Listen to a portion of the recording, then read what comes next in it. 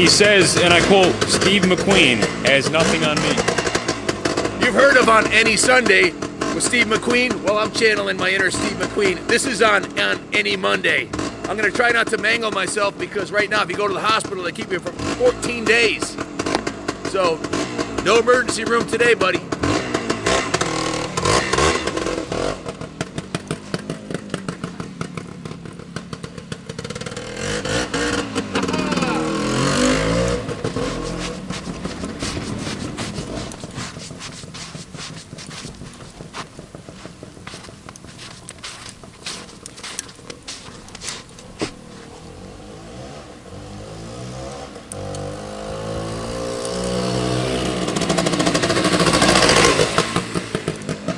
...1975 Suzuki TS185.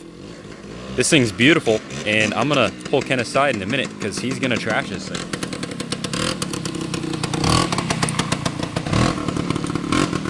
I mean, I guess as long as he doesn't go in the dirt. These trial times work great in the snow.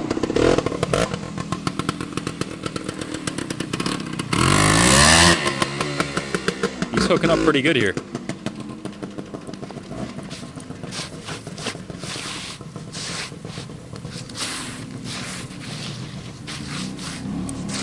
Good half-inch of slush on the pavement here. Oh, wow.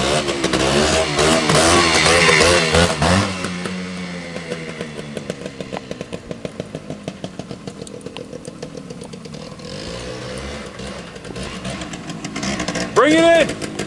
Bring it in! No, suddenly it's 1975!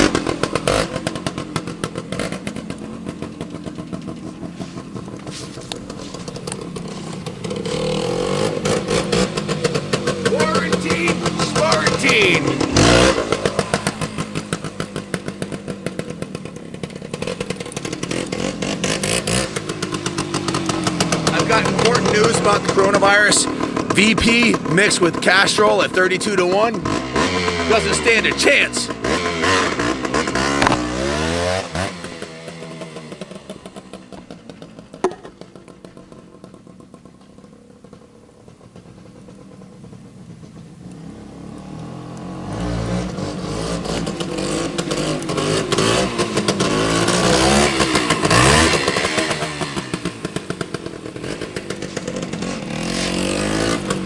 You heard what Moses said about 4 strokes earlier. These things are awesome. 2 strokes are the way to go.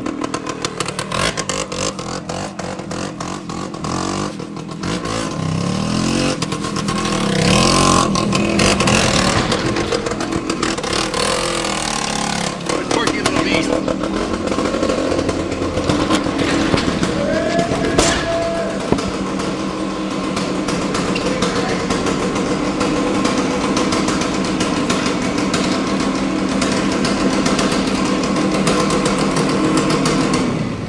What's happening, guys? I didn't want to stop, but I wanted to bring it in. Cody, our sales manager, always makes sure everything's spotless before it goes back to the museum. So look at this thing. This is an absolutely stunning 1975 Suzuki TS185.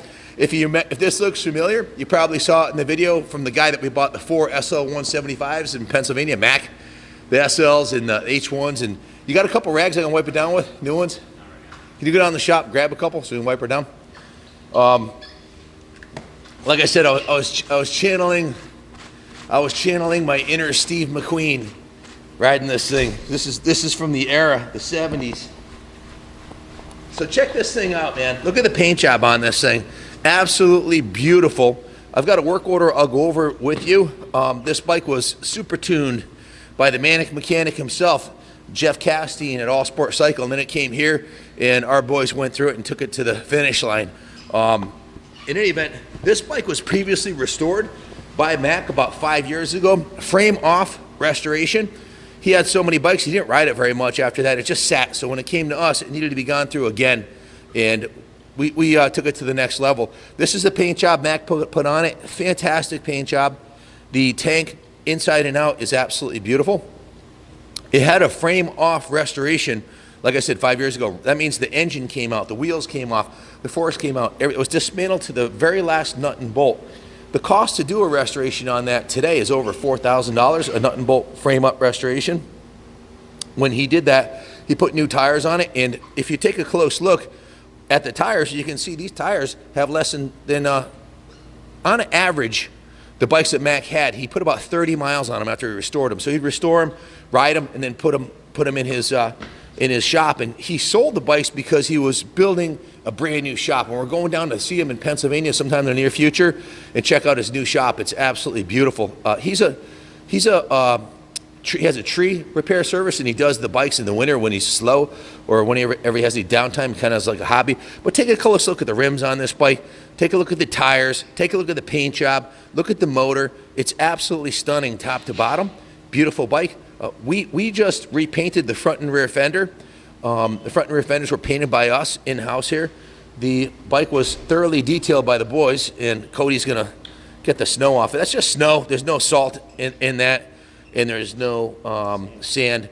This bike runs like a brand new motorcycle. Starts first kick, shifts, and runs like a brand new bike. It only has 6,000 original miles on it. Let me pull the work order on it over here and tell you what we did. I looked at the work order earlier.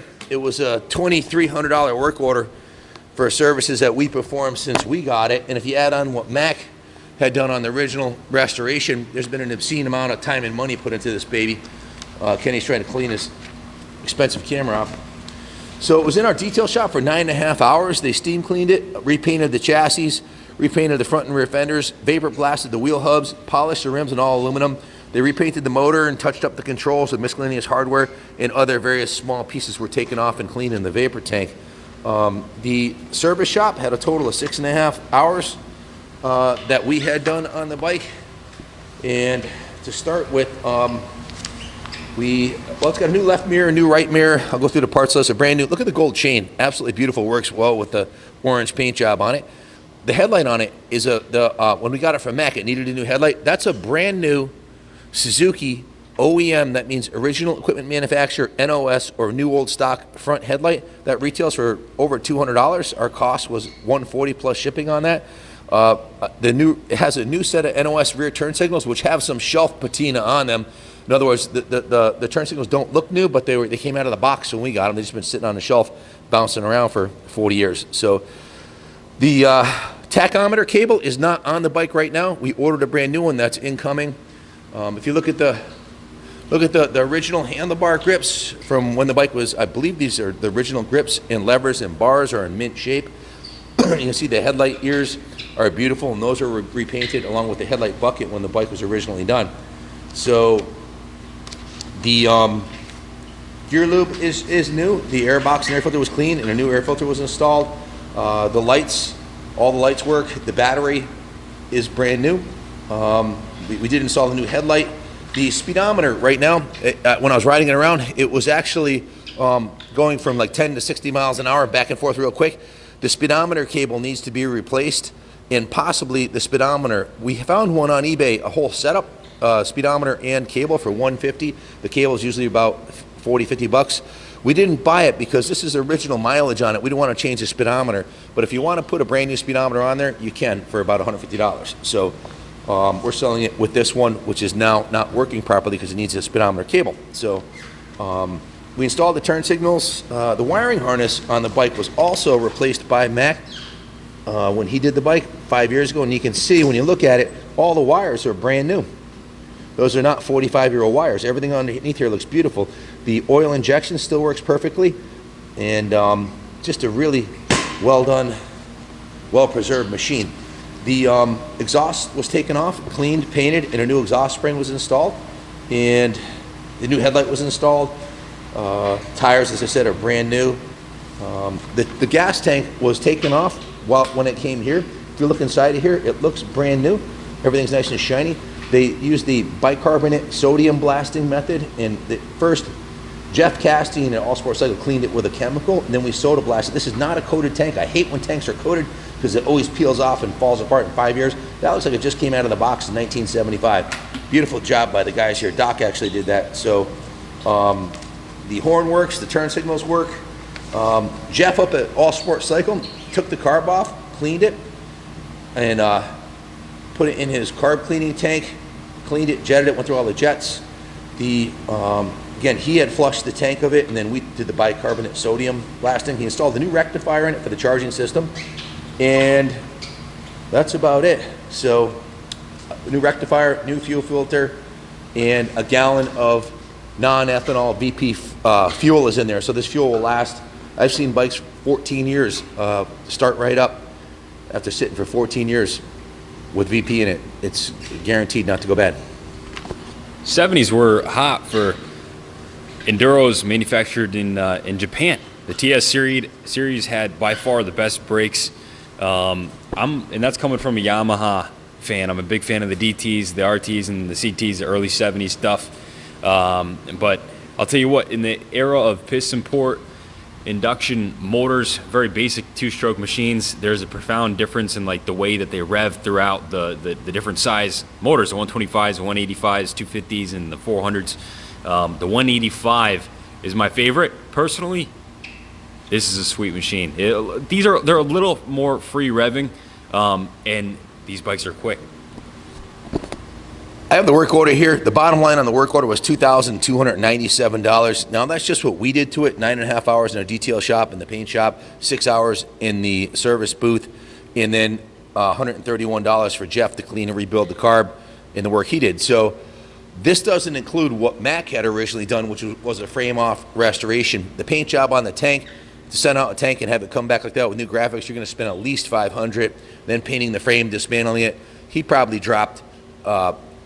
If we did the work, shop rates at $90 an hour, the work that was already done was well over $3,000. So to buy one of these bikes and restore it yourself, it's going to take you a full winter and a bunch of money in time and parts. And unless you're a professional painter, you have to outsource the tank to be painted and mount the tires or strip and paint the engine, the whole 9 yards.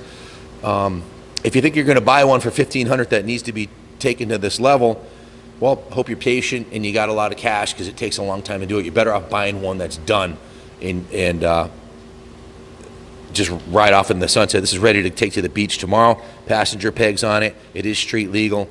Good luck bidding on it. If you have any questions, give us a call, 860-454-7024. And the bottom line is these bikes are a hell of a lot of fun to ride, and that's what it's all about. And they're bulletproof and easy to work on, and parts are available. So it's a good investment, too. They're not going to go down in value. Ship anywhere in the States inexpensively. You guys know the drill. Message or zip for shipping quote. Any questions, just give us a call, guys. Good luck bidding on her. God bless America. Be safe. Don't let the coronavirus send it.